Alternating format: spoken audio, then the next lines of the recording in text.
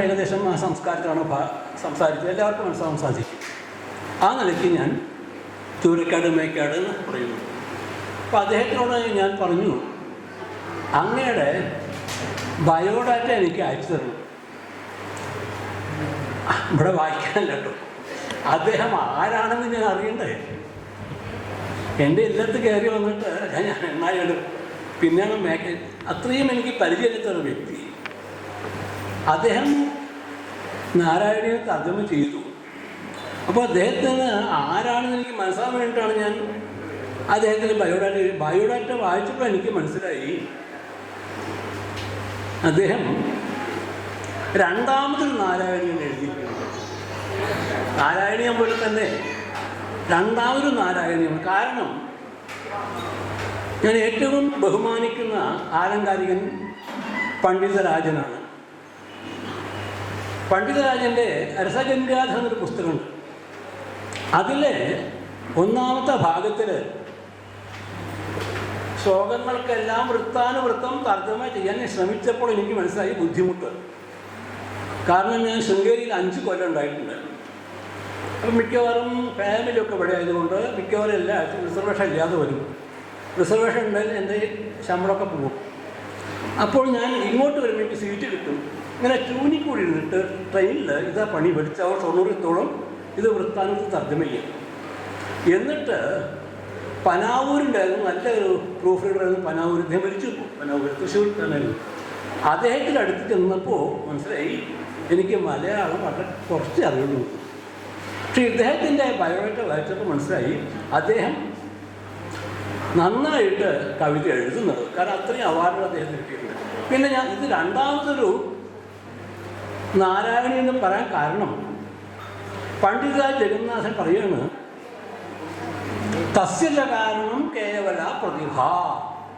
വേറൊരാൾ പറഞ്ഞിട്ട് കേട്ടോ, കാവ്യത്തിന് കാരണം പ്രതിഭ മാത്രമാണ്. പ്രതിഭ മാത്രമുണ്ടായാൽ കാവ്യം പ്രവഹിക്കും. പ്രതിഭയ്ക്ക് കാരണമാണ് മഹാപുരുഷ ജന്യമദൃഷ്ടം. ദേവത മഹാപുരുഷാദിജന്യമദൃഷ്ടം. ദേവന്മാരുടെയും മഹാപുരുഷന്മാരുടെയും അനുഗ്രഹം കൊണ്ട് കിട്ടുന്ന പുണ്യമാണ് പ്രതിഭയ്ക്കൊരു കാരണം. വെൺമണിയുടെ നമുക്കറിയാലോ, 3 തലമുറയിൽ കവികൾ ഉണ്ടാകുമെന്ന യക്ഷിയുടെ അനുഗ്രഹമാണ്. അപ്പോൾ മഹാപുരുഷ ജന്യമദൃഷ്ടം വ്യുത്പത്തി സമ്പാദിക്കുക, അഭ്യാസം, ഈ 3ഉം പ്രതിഭയ്ക്ക് കാരണമാണ്. എന്ന് പറഞ്ഞ പണ്ഡിതരാജൻ പറയുന്നത് സാ കാവ്യഘടനാനുകൂല ശബ്ദാർത്ഥോപസ്ഥിതി. പ്രതിഭ എന്ന് പറഞ്ഞാൽ കാവ്യം രചിക്കാനുള്ള ശബ്ദ അർത്ഥജ്ഞാനമാണ്. കാവ്യം ശബ്ദമാണ്. ഇപ്പം കാവ്യം എഴുതണമെങ്കിൽ കാവ്യത്തിന് അനുഗുണമായ ശബ്ദജ്ഞാനം വേണം, അർത്ഥജ്ഞാനം വേണം. ഇത് രണ്ടും ചേർന്നാൽ മാത്രമേ കാവ്യം വരുള്ളൂ. അപ്പോൾ നാരായണീയത്തിലെ ശബ്ദാവലി വേറെയാണല്ലേ. സാന്ദ്രാനന്ദബോധാത്മകം അനുപമിതം തുടങ്ങിയെന്ന്. പക്ഷേ മേക്കാടിൻ്റെ ശബ്ദാവലി വേറെയാണ്, വൃത്താനുവൃത്ത തർജ്ജമയാണ്. അപ്പോൾ ശബ്ദാവലി വേറെ ആയതുകൊണ്ട് കാവ്യഘടനാനുകൂല ശബ്ദം വേറെ, മിക്കവാറും അർത്ഥം വേറെയായിരിക്കും മലയാളത്തിൽ. അതുകൊണ്ട് നാരായണീയത്തിന് സമമായിരിക്കുന്ന വേറൊരു കാവ്യമായിട്ട് വേണമെങ്കിൽ പറയാം. തുലാസിൽ നോക്കിയാൽ ഒരേ വെയിറ്റായിരിക്കും നാരായണീയത്തിനും ഇത്. കാരണം അത്രയ്ക്കും പ്രൗഢമാണ്. ഞാൻ വായിച്ചിട്ട് എനിക്ക് ഒരു ഭാഗ്യം കിട്ടി.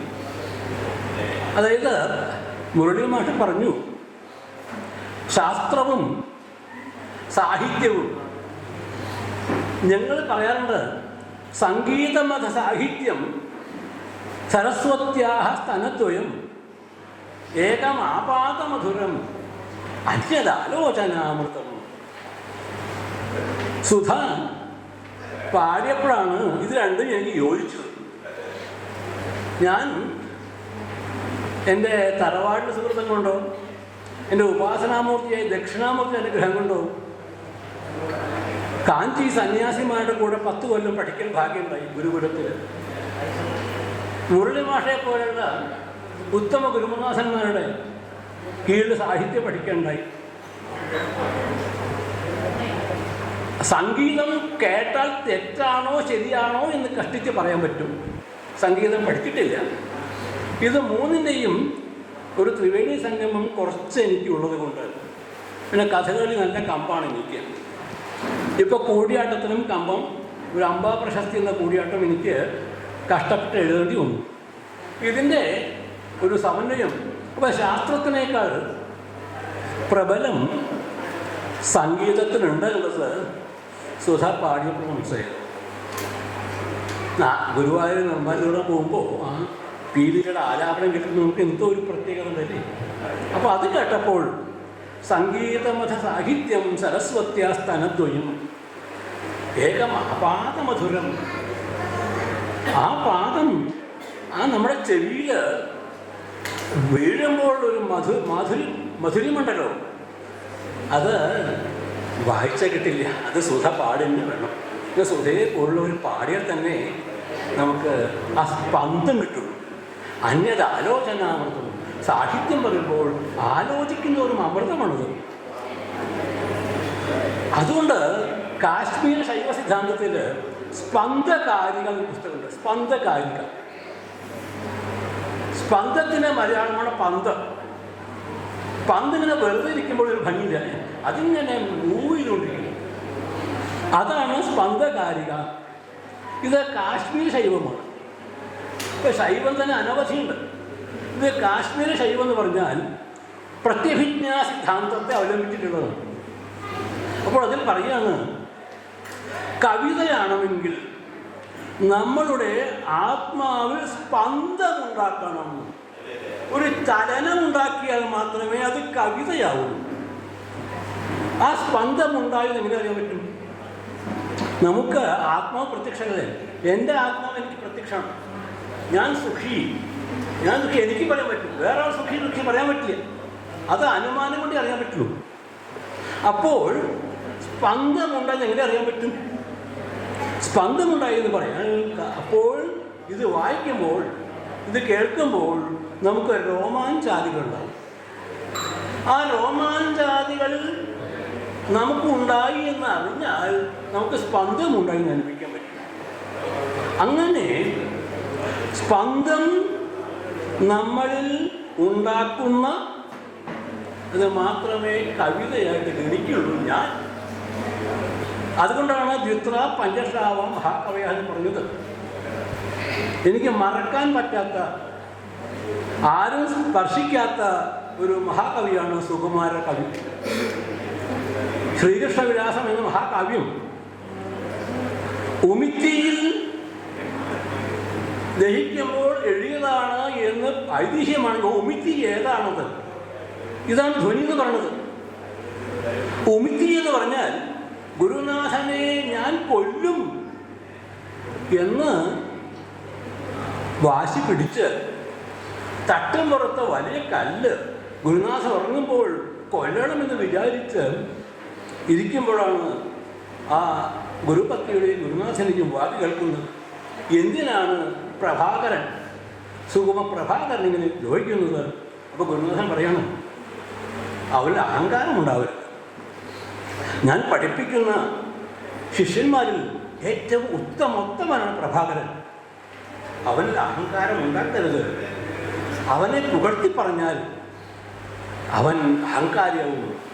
ഇത് അറിഞ്ഞ് മാപ്പ് ചോദിച്ച് ആ ദുഃഖമാണ് ഉമിത്തി. അല്ലാതെ ഉമിത്തിയിൽ കഴുത്ത് വെച്ച് അതല്ല. ആ ദുഃഖാഗ്നിയിൽ നിന്നും ഉണ്ടായതാണ് ശ്രീകൃഷ്ണവിലാസ കാവ്യം. ഇതേ ദുഃഖാഗ്നിയിൽ നിന്നാണ് മാനിഷാദ പ്രതിഷ്ഠാന്തം എന്ന ആദ്യ കാവ്യം ഉണ്ടായത്. രാമായണമല്ല ആദിമകാവ്യം. അത് കുട്ടികളെ തെറ്റിദ്ധരിപ്പിക്കണം. കാവ്യങ്ങളിൽ ഒരു ഭേദം മുക്തകമാണ്. വേറിട്ട് നിൽക്കുന്ന കാവ്യമാണ് മുക്തകം, പരസ്പരം ബന്ധമില്ലാത്തത്. ഭർത്തൃഹരുടെ ശതകാല മുക്തകമാണ്, പരസ്പരം ബന്ധമില്ല. അതുപോലെ ആദ്യത്തെ കാവ്യമാണ് മാനിഷാദ പ്രതിഷ്ഠാന്തം അഗമശ്രാശ്വതി സമയ ക്രൗഞ്ചമിഥുനാദേകം അവധി കാമോഹിതം. അതിന് 12 വ്യാഖ്യാനങ്ങളുണ്ട് ഒറ്റ ശ്ലോകത്തിന്. അതാണ് ആദ്യത്തെ കാവ്യം. പിന്നീടാണ് ബ്രഹ്മാവിൻ്റെ അനുഗ്രഹം കൊണ്ട് രാമായണം എഴുതുന്നത്. ഇത് ഞാൻ പറയുന്നത്, ഞാൻ പ്രസംഗിച്ചാൽ എനിക്ക് ചില സിദ്ധാന്തങ്ങളുണ്ട്. എന്തെങ്കിലും കുട്ടികൾക്ക് മനസ്സിലാവണം, വലിയവർക്കല്ല, അവരൊക്കെ എന്നേക്കാൾ വലിയവരുടെ ശ്രേഷ്ഠനാണ്. അപ്പോൾ കുട്ടികൾക്ക് മനസ്സിലാവണം. നമ്മളിൽ പലരും തെറ്റിദ്ധരിപ്പിക്കപ്പെടുകയാണ്. അപ്പോൾ രണ്ടുണ്ട്, ശാസ്ത്രമുണ്ട്, പ്രതിഭ ഉണ്ട്. ഈ രണ്ട് പ്രതിഭയും കവിക്കുണ്ടെങ്കിൽ എന്ന് ധ്വന്യാലോകമെന്ന് പറയണം. വ്യാപാര സമയം ഉണ്ടോ? സമയമുണ്ടോ പറയണം?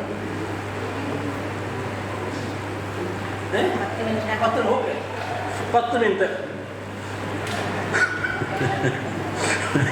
അതിൻ്റെ ഒരു ആതിഥേയരുടെ സമ്മതത്തോടുകൂടി ഞാൻ പറഞ്ഞു. 1 മിനിറ്റ് നിർത്തും. അത് കാരണം അവർക്ക് വേറെ പ്രശ്നമുണ്ടാവും. അപ്പോൾ നിൽക്കാം. വ്യാപാരവതി രസാൻ രസയിതും കാചിത് കവീനാം നവാദൃഷ്ടി പരിനിഷ്ഠിതാർത്ഥവിഷയോന്മേഷാച്ച വൈപസ്ഥിതി തേതുവേ അപ്യവലംബ്യ വിശ്വമനിശം നിർവർണയന്തോ വയം ശാന്താഹ നൈവ ച ലബ്ധം അധിശയന ത്വദ്ഭക്തി തുല്യം സുഖം.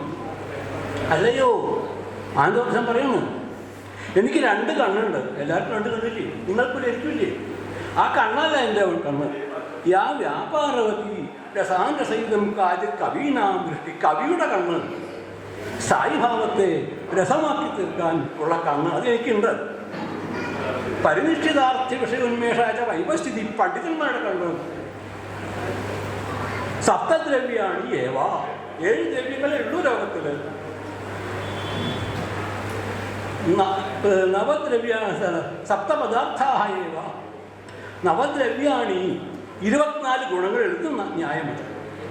അപ്പോൾ പരിനിഷ്ഠിതാർത്ഥങ്ങളാണ്.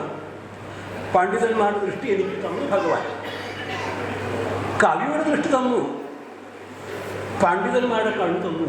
തേതുവേ അപ്യവലംബ്യ, ആ 2 കണ്ണുകളും സ്വീകരിച്ചിട്ട് വിശ്വമനുഷ്യൻ നിർവർണയന്തഃ വയം, ഈ ലോകത്തെ മുഴുവൻ ഞാൻ കണ്ടു, മനസ്സിലാക്കി. അധിശയന, അല്ലയോ അധിശയന, അധിയിൽ കിടക്കുന്നവനെ ശാന്താകാരം ഭുജകശയനം എന്ന് ആലോചിച്ച് നോക്കൂ. അതേ അവസ്ഥ നമുക്ക് പറ്റുമോ? ശാന്താകാരനാണ് എവിടെ കിടക്കുന്നത്? ഭുജകശയനം, പൊക്കൾ പത്മനാഭ. അല്ലെ, ഇങ്ങനെ ഇതൊരു ശാന്താകാരണം സാധിക്കും. അപ്പോൾ ഈ വിശ്വത്തെ മുഴുവൻ അധിശയന ഞാൻ കണ്ടിട്ട് ത്വദ്ഭക്തി തുല്യം സുഖം പ്രാപ്തം. അങ്ങ് അവിടെ എനിക്ക് അങ്ങയോടുള്ള ഭക്തി ഉണ്ടല്ലോ, അതിന് തുല്യമായി സുഖത്തെ ഈ വിശ്വം മുഴുവൻ കാവ്യദൃഷ്ടി കൊണ്ടും ശാസ്ത്രദൃഷ്ടി കൊണ്ടും മനസ്സിലാക്കിയിട്ട് എനിക്ക് കിട്ടിയിട്ടില്ലല്ലോ. ആ ഭക്തി ത്വത്പ്രേമാത്മക ഭക്തിരേവ സതതം സ്വാധീയസി ശ്രേയസി. ഇതല്ലാതെ എങ്ങനെ പറയാം? പട്ടേരിപ്പാട് സ്വാധീയസി, 2 വേണം. സ്വാധീയസി ശ്രേയസി. കാറ്ററിംഗ് കൊണ്ട് വന്നാൽ ഹോട്ടലിൽ പോയാൽ സ്വാദ് കിട്ടും, ശ്രേയസ് കിട്ടില്ല. 2 വേണം നമുക്ക്. സ്വാദും വേണം, ശ്രേയസ് വേണം. ഇത് കിട്ടണമെങ്കിൽ നമുക്ക് ഭക്തി വേണം. ആ ഭക്തിയാണ്, ശാസ്ത്രമില്ല എന്നല്ല.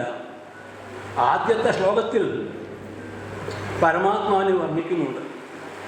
അത് പൂർണിമാഷ് പറഞ്ഞു, നിഷ്കള ബ്രഹ്മ, അത് നിരുപാധികം കേവലം പരമാത്മാവ് മാത്രം. ബ്രഹ്മസത്യം നിത്യ അതീവോ ബ്രഹ്മൈവ, ഒന്ന് നിഷ്കള ബ്രഹ്മ. പിന്നെ സഗുണ ബ്രഹ്മ.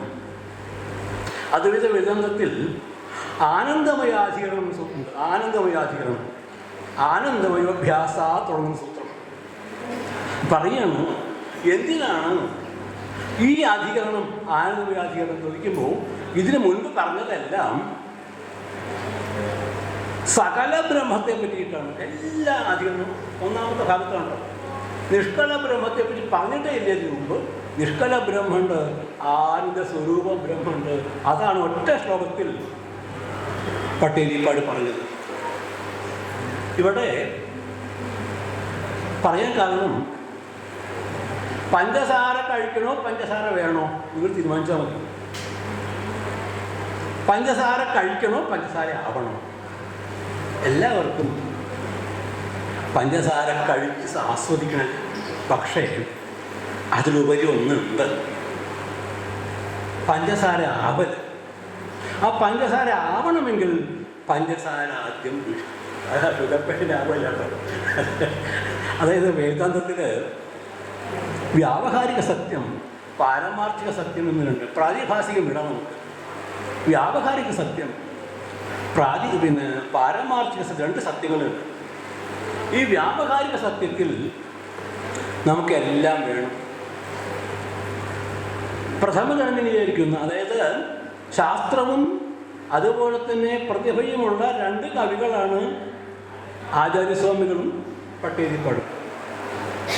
കൂടുതൽ പ്രതിഭയുള്ളവരാണ് കാളിദാസനും അതുപോലെ സുകുമാര കവിയും. അപ്പോൾ ഇവിടെ വ്യാവഹാരിക സത്യത്തിൽ നിന്നും പാരമാർത്ഥിക സത്യത്തിലെത്താൻ നമുക്ക് ഉപാസന വേണം. ഉപാസനയിൽ കൂടി അത് ക്രമിക മുക്തി പറയും, ക്രമികമായിട്ട് മോക്ഷം പ്രാപിക്കുക. അപ്പോൾ പാരമാർത്ഥിക സത്യത്തിലെത്താൻ, മോക്ഷമാവാൻ, പരമാത്മാവാൻ, പിന്നെ ദുഃഖമില്ലാത്ത അവസ്ഥ വരാൻ നമുക്ക് ക്രമിക മുക്തി വേണം. ആ ക്രമിക മുക്തിക്ക് ആദ്യത്തെ സോപാനമാണ്, ആദ്യത്തെ പടിയാണ് ചിത്തശുദ്ധി. ഈ ചിത്തശുദ്ധി വരണമെങ്കിൽ അനവധി ദേവീദേവന്മാരുടെ അനുഗ്രഹം വേണം. ദേവീദേവന്മാർ ഏകം സത് വിപ്രാപ ഊധാ വദന്തി. ദേവീദേവന്മാരൊക്കെ നമ്മൾ സാങ്കല്പികമാണ്, പക്ഷെ അവർ വേണം, അവരുടെ അനുഗ്രഹം വേണം. കുലദേവത അനുഗ്രഹം വേണം, പരദേവത വേണം, ദക്ഷിണാമൂർത്തി അനുഗ്രഹം വേണം. ഏതുവരെ? മോക്ഷം കിട്ടുന്നത് വരെ. ആ ചിത്തശുദ്ധി കിട്ടാൻ വേണ്ടിയിട്ടാണ് ആചാര്യസ്വാമികൾ എത്ര എത്ര എത്ര കംപ്ലീറ്റ് സ്തോത്രാസ് ഓഫ് ശങ്കര എന്ന് ഇറങ്ങിയിട്ടുണ്ട് ശൃംഗേരിയിൽ. അവിടെ എനിക്ക് 5 കൊല്ലം ആചാര്യസ്വാമികളുടെ ശിഷ്യനവൻ ഭാഗ്യം കിട്ടി. അപ്പോൾ അതിൽ നിന്നും നമുക്ക് പാരമാർത്ഥിക മോക്ഷത്തിലെത്താൻ സാധിക്കും. അതിനും എന്ത് വേണമെന്ന് വെച്ചാൽ, ഈ ജന്മത്തിൽ നാം ആരായി ജനിച്ചുവോ ആ ജന്മത്തിൽ നാം എന്തനുഷ്ഠിക്കണമെന്ന് സ്മൃതിയിൽ പറഞ്ഞിട്ടുണ്ട്. ഇതും ഒന്നുമല്ല, അത് ഈ പട്ടേലിനെ പറഞ്ഞിട്ടുണ്ട്. എൻ്റെ സ്വന്തമായിട്ടൊന്നുമില്ല, മറ്റുള്ളവർ പറഞ്ഞതാണ് ഞാൻ പറയുന്നത്. വിവേകചൂടാമണി 2ാമത്തെ ശ്ലോകമാണ് ജന്തുവിനാം നരജന്മ ദുർലഭം. ഈ ജന്മത്തിൽ നാം ആരായിട്ടാണ് ജനിച്ചത്, ആ ജന്മത്തിൽ നാം അനുഷ്ഠിക്കേണ്ട ധർമ്മങ്ങൾ അനുഷ്ഠിച്ചാൽ അടുത്ത ജന്മത്തിൽ ഇതിനേക്കാൾ നല്ല ജന്മം നമുക്ക് കിട്ടും. ആ ജന്മം എന്തനുഷ്ഠിക്കണമോ അതനുഷ്ഠിച്ചാൽ അതിനേക്കാൾ ജന്മം ഇങ്ങനെ മോക്ഷം എല്ലാവർക്കും വശമതമാകും. ആ മോക്ഷത്തിലെത്താൻ നമുക്ക് ചിത്തശുദ്ധി വേണം. മോക്ഷമുണ്ടോ ഇല്ല നിങ്ങൾക്ക് സംശയമില്ല? സംശയമുണ്ട്. അത് പറഞ്ഞ് ഒന്നുകൂടി മേക്കാനെ സ്മരിച്ചുകൊണ്ട് നിർത്താം. മോക്ഷമുണ്ട്. അത് ഞാനിങ്ങനെ അറിഞ്ഞത് കാഞ്ചീപുരത്തെ പരമാചാര്യസ്വാമികൾ, അദ്ദേഹം ചന്ദ്രശേഖര സരസ്വതി, പേര് ചന്ദ്രശേഖര, അദ്ദേഹത്തിൻ്റെ കൂടെ 10 കൊല്ലം എനിക്ക് പറഞ്ഞിട്ടുണ്ടായിരുന്നു. അപ്പോൾ ചന്ദ്രശേഖര സരസ്വതി സ്വാമികൾ വേദാന്തം ക്ലാസ് കേൾക്കാൻ വരും. അപ്പോൾ അദ്ദേഹം പറയും, ഇന്ന് തൊഴുത്തിലാണ് ക്ലാസ്. ശിഷ്യന്മാരും ചെന്ന് പശുക്കളൊക്കെ മാറ്റി ചാണകം മാറ്റി അവിടെ തന്നെ 3-4 മണിക്കൂർ ഇരിക്കണം, ചമ്രകൊണ്ടിരിക്കണം. ചിലപ്പോൾ ഇങ്ങനെ പുസ്തകത്തിൽ പഠിക്കണം. ഇങ്ങനെ പഠിപ്പിക്കുമ്പോൾ അദ്വൈത ഗ്രന്ഥമാണ് പഠിപ്പിക്കുക. ചിലപ്പോൾ അദ്ദേഹം ഇങ്ങനെ കണ്ണടച്ചിരിക്കും, അനക്കല്ലാതെ. ചിലപ്പോൾ അദ്ദേഹത്തിൻ്റെ കവിളിൽ നിന്ന് ധാരധാരയായിട്ട് കണ്ണീര് വരും. ഇത് ഞാൻ സാക്ഷിയാണ്. ഇത് ആനന്ദാശ്രമമാണ്. എനിക്കൊക്കെ സങ്കടം കൊണ്ട് എനിക്കറിയാം ഇത്രയും നേരം ഇരിക്കേണ്ടത്. പക്ഷേ ആചാര്യസ്വാമികൾക്ക് ആനന്ദാശ്രമമാണത്. ഈ 3-4 മണിക്കൂർ കഴിഞ്ഞിട്ട് അദ്ദേഹം ഇന്നേക്ക് ഇവിടെ പോരും എന്ന് പറഞ്ഞിട്ട് ഗുരുനാഥൻ എന്തെല്ലാമാണ് പഠിപ്പിച്ചത് അത് വീണ്ടും ആവർത്തിക്കും. ഈ സന്തോഷാശ്രുവാണ്. പരമാർത്ഥത്തിൽ മോക്ഷമുണ്ട്. 100-ാം വയസ്സിൽ അദ്ദേഹം സമാധിയായി. സാക്ഷാൽ 100-ാം പശ്ചേമ ശരദാം ശതം ജീവേമ 100-ാം വയസ്സിൽ ഇതേ സമാധിയായി. ജീവൻ മുക്താവസ്ഥ ഉണ്ട്. ആ ജീവൻ മുക്താവസ്ഥയിൽ എന്തെല്ലാമാണോ അതെല്ലാം അദ്ദേഹത്തെ അന്വേഷിച്ചു. അങ്ങനെ അദ്ദേഹമാണ് എന്നെ അദ്വൈത വേദാന്തിയാക്കിയത്. മുരളി സാറാണ് എന്നെ അലങ്കാരികനാക്കിയത്. പിന്നെ ആസ്ഥാന വിദ്വാൻമാരാണ് എന്നെ നൈയായികന്മാരാക്കിയത്. ഇവരുടെ എല്ലാം അനുഗ്രഹം കൊണ്ടാണ് നിങ്ങളുടെ മുമ്പിൽ ഇന്ന് 2 വാക്ക് പറയാൻ എനിക്ക് പറഞ്ഞ കാരണം. ഈ ദമയന്തിയെ പറ്റി കഥകളില്ലാതെ എനിക്ക് ദമയന്തിയെ പറയും ദമയന്തിയെ കൽപ്പതിന് രാപ്പകൽപ്പ് ഓരാന്ന് പറയും. ദമയന്തിയെ പറയുകയാണെങ്കിൽ രാപ്പകൽ അത്ര പറയാം, അതുപോലെ എത്ര നേരം വേണമെങ്കിലും പറയാം. പക്ഷേ കാലമാണ് എല്ലാറ്റിൻ്റെയും കാരണം എന്ന് ന്യായശാസ്ത്രത്തിൽ പറഞ്ഞിട്ടുണ്ട്. അത് കാലത്തിൽ നമ്മൾ അവസാനിപ്പിക്കണം. അതുകൊണ്ട് ഇത്രയും നല്ല രീതിയിൽ ഞാൻ വായിച്ചിട്ടില്ല, പക്ഷെ ഞാൻ കേട്ടു. ആ സംഗീത സുധയുടെ വാങ്മാധുര്യം ശ്രമിക്കാൻ സാധിച്ചു.